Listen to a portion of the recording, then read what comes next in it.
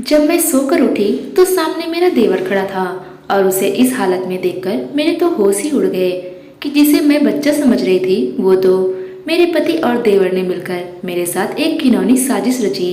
ये जानकर मेरे होशो हवास खराब हो गए। मेरी आंखें फटी की फटी रह गईं।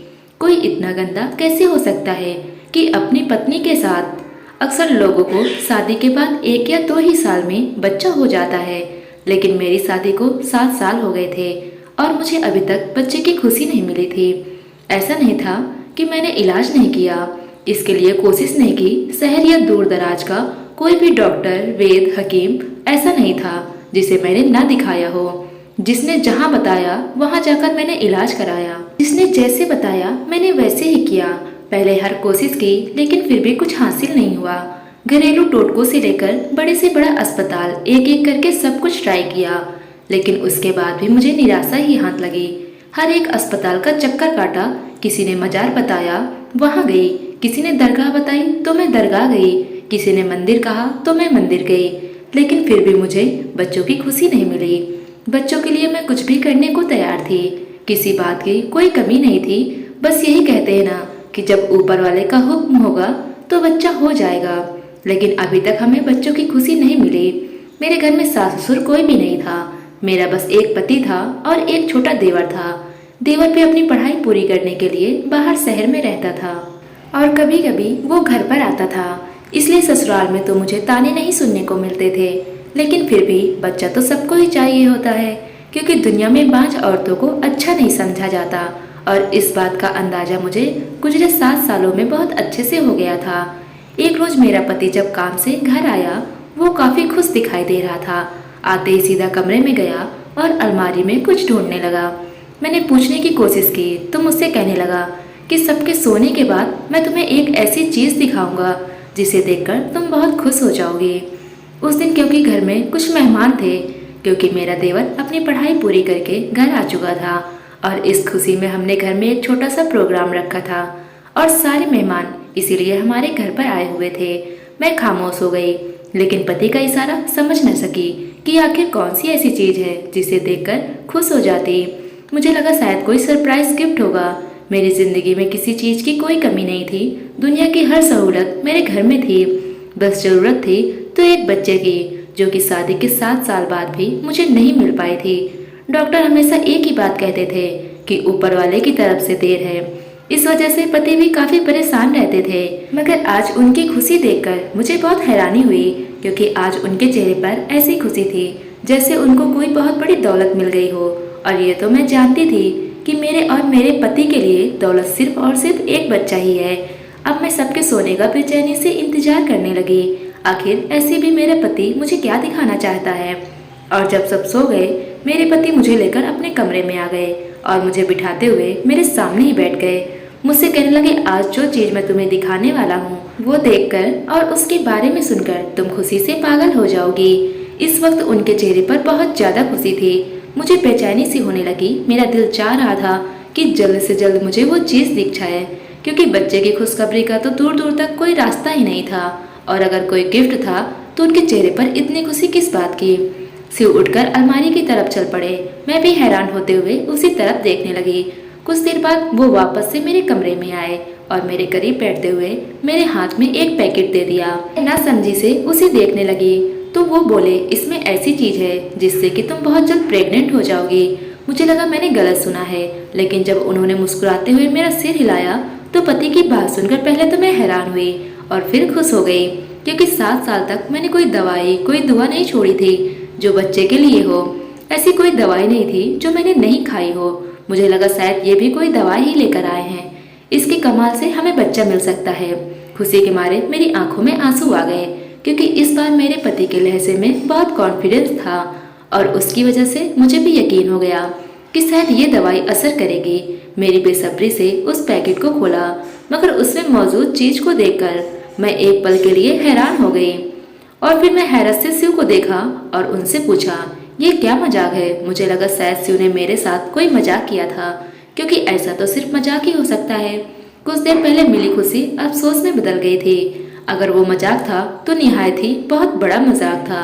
मैं बच्चों के मामले में बेहद ही सेंसिटिव थी, क्योंकि इस 7 साल में मैंने लोगों के मुंह से बहुत ही कुछ सुना था। कोई कहता था कि तुम बांझ हो और इसी वजह से नए शादीशुदा औरतें या फिर प्रेग्नेंट औरतों मेरी साइज से भी दूर रहती थीं, जैसे कोई मैं अछूत हूँ या फिर बच्चा न होने से मेरा कोई अपना स्वार्थ है। और अक्सर तो ये भी कहा जाता था कि मैं जानबूझकर बच्चा पैदा नहीं कर रही हूँ।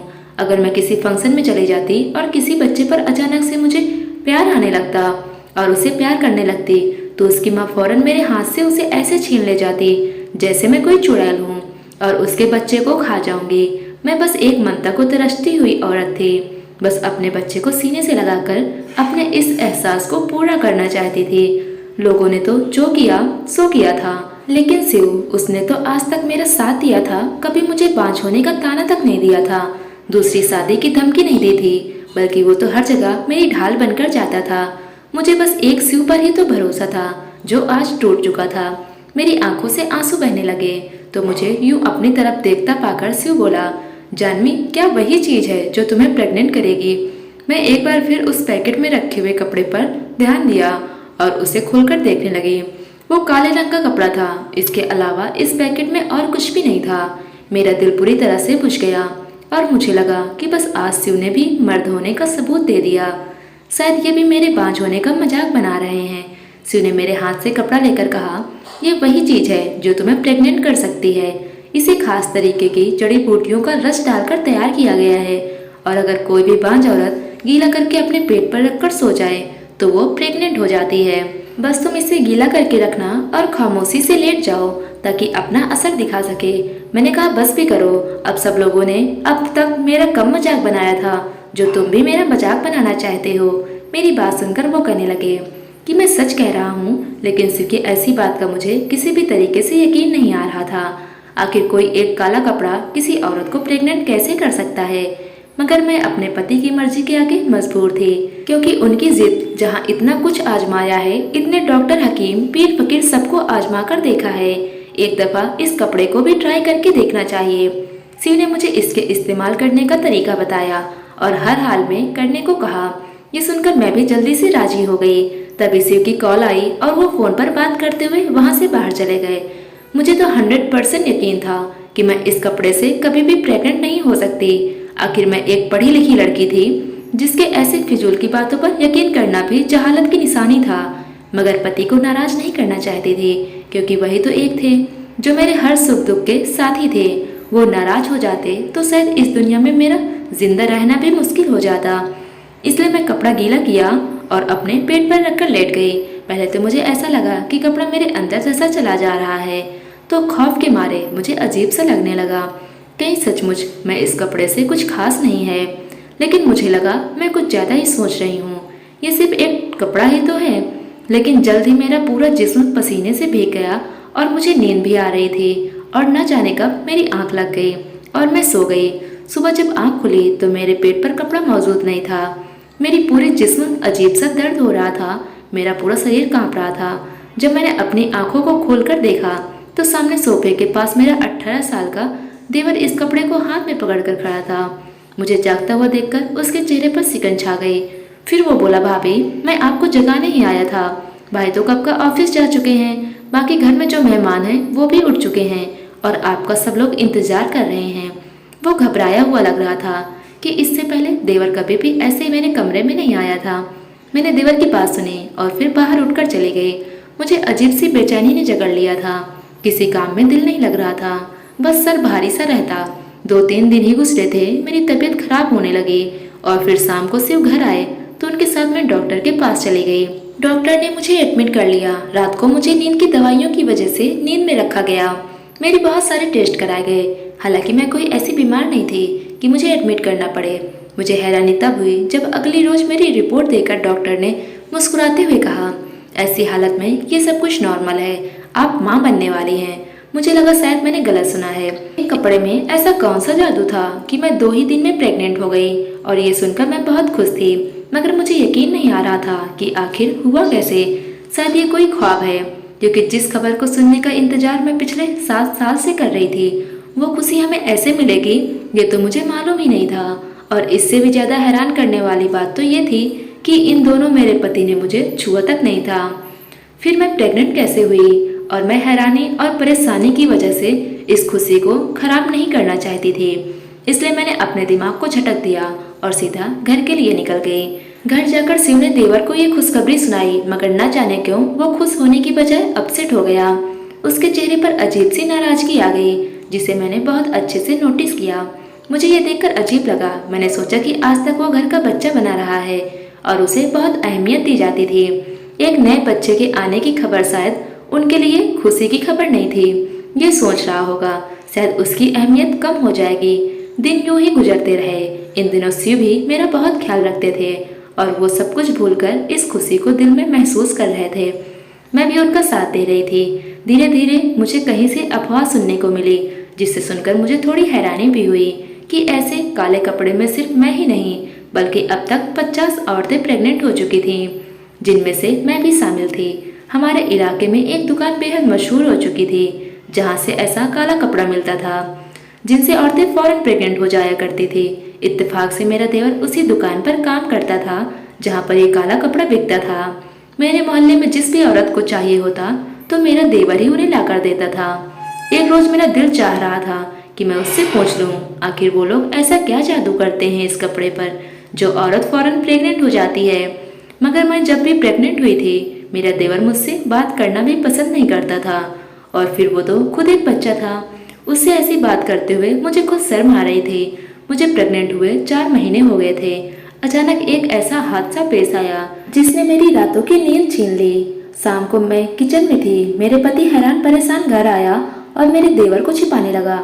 वो घबराते हुए देवर को अलमारी में छिपा रहा था और साथ ही साथ कह रहा था कि कुछ भी हो जाए तुम बाहर मत आना। मैं वहाँ खड़ी लगातार वजह पूछ रही थी, मगर वो कुछ नहीं बता रहा था। तभी अचानक पुलिस हमारे घर आई और मेरे पति को पकड़कर अपने साथ ले गई। मैं वजह पूछती रही, उनके आगे हाथ जोड़ती रही, मगर किसी को हम पर रहम न आया। मेरे पति ने अपने आप को छुड़ाने की भी कोई कोशिश नहीं की। पुलिस चली गई तो मैंने रोते हुए देवर को बाहर निकाला। मुझे उस पर शक हो रहा था। न जाने उसने ऐसा क्या किया था जिसे शिव ने अपने सर पर लेकर खुद को पुलिस के हवाले कर दिया था। मैंने रोते हुए देवर को थप्पड़ मारा और कहा, तुमने ऐसा क्या किया है जो तुम्हारी वजह से मेरे मासूम पति को पुलिस ले गई। अभी तुम्हारी उम्र ही क्या है? इतनी सी उम्र में तुमने पुलिस को अपने पीछे लगा लिया। कुछ शर्म लिहाज है कि नहीं, या फिर सब बेचकर खा गए? देवर मुझे खूंखार नजरों से देखने लगा और फिर गुस्से से बोला, जाकर अपने पति से ही पूछ लो कि मैंने क्या किया है, या फिर सब कुछ उन्होंने ही किया है। मैं तुम्हारे किसी सवाल का जवाब नहीं दे सकता और मेरे मुंह मत लगना। अपने काम से काम रखो। उसका लहजा ऐसा कभी नहीं था मानो मुझे मार ही डालेगा। उसने कभी मुझसे इस तरह से बात नहीं की थी। न जाने कौन सा गलत काम करने में लग गया था जिस वजह से उसका लहजा और तमीज सारी खत्म हो गई थी। अगले दिन जो खबर मुझे सुनने को मिली उसे सुनकर तो मैं हैरान रह गई। उस काले कपड़े की दुकान में काम करने वाले लोगों को पुलिस गिरफ्तार कर रही थी, क्योंकि वो दुकानदार कपड़े में बेहोशी की दवा मिलाता था। इस कपड़े को गीला करने से औरतें बेहोश हो जाया करती थी। फिर उसके साथ न जाने ऐसा क्या होता था कि कुछ दिनों में वो प्रेग्नेंट हो जाती थी। दिमाग सोचकर फटने लगा। मुझे मेरे देवर पर शक हुआ। शिव ने बताया था कि दुकान पर सिर्फ 2 ही लोग काम करते हैं, एक मालिक और दूसरा मेरा देवर, जिसे मैं मासूम बच्चा समझ रही थी। वह उन औरतों के साथ इससे आगे सोचकर ही मेरी रूह कांप रही थी। मैं सोच ही रही थी कि कैसे अपने पति को बेगुनाह साबित करूं। तभी दरवाजा खुला और देवर घर के अंदर आया। उसके हाथ में एक बैग था जिसको वो छुपाने की कोशिश करता हुआ तेजी से भागते हुए अपने कमरे की तरफ जा रहा था। मैं समझ गई कि जरूर इसमें उसके खिलाफ कुछ ऐसा मौजूद होगा। अगर मैं हासिल कर लूं तो मेरे पति बेगुनाह साबित हो जाएंगे। मैं उसके कमरे की खिड़की की तरफ आ गई। थोड़ी सी खिड़की खोलकर देखा तो मेरा देवर बैग अलमारी में छिपा रहा था। उसने अलमारी बंद कर दी और उसे लॉक करके चाबी एक दराज में रख दी। अब जैसे ही रात हुई और मेरा देवर गहरी नींद में सो गया, मैं उसके कमरे में आ गई और चुपके से वो बैग उसकी अलमारी से निकाला और उसके कमरे से बाहर आ गई। मैंने अपने कमरे में आकर दरवाजा बंद कर दिया। जब मैं वो बैग खोला तो मेरे कदमों के नीचे से जमीन ही निकल गई। मुझे समझ नहीं आ रहा था मैं क्या करूं। इसमें बहुत सी टेस्ट ट्यूब रखी थी। मैं सुबह होते ही वो सारी टेस्ट ट्यूब एक लेबोरेटरी में लेकर गई। जब उसकी जांच पड़ताल कराई तो मेरे होश ही उड़ गए कि ऐसा भी हो सकता है। ये मैंने कभी नहीं सोचा था। लेकिन अपने शक को खत्म करने के लिए जब मैंने उन औरतों का टेस्ट करवाया तो रिपोर्ट सामने आई। मुझे मिलाकर तकरीबन 50 औरतों के अंदर मेरे देवर के बच्चे पल रहे थे और वो जिसको मैं अपना बच्चा समझ रही थी वो तो न जाने कब से ये सब कुछ कर रहा था। मोहल्ले की वो लेडी डॉक्टर जिसने मुझे एक रात के लिए अस्पताल में रखा था वो भी इस काम में शामिल थी, क्योंकि सब तो उसी के पास ही जाती थी, क्योंकि उस दुकान से कपड़े के साथ साथ उस डॉक्टर का कार्ड भी दिया जाता था। और ये सब मेरे देवर ने पुलिस को बताया, क्योंकि मैंने वो तमाम सबूत पुलिस के हवाले कर दिए ताकि मैं अपने पति को बेगुनाह साबित कर सकूं। मुझे अफसोस उस वक्त हुआ जब मुझे पता चला कि मेरा पति भी इस काम में मिला हुआ था। जब उस डॉक्टर को गिरफ्तार किया गया तो पता चला कि ये सब रहता उसी का फैलाया हुआ है। वो कोई डॉक्टर नहीं बल्कि एक साइंटिस्ट है और उसने ही मेरे पर पहले एक्सपेरिमेंट किया। कामयाबी के बाद ही उसने ये प्लान बनाया था, क्योंकि ज़्यादातर औरतें ही वो कपड़ा लाखों का खरीदती थी और उनकी मजबूरी का ये सब लोग फायदा उठाते थे और आमदनी आधी आधी कर ली जाती थी।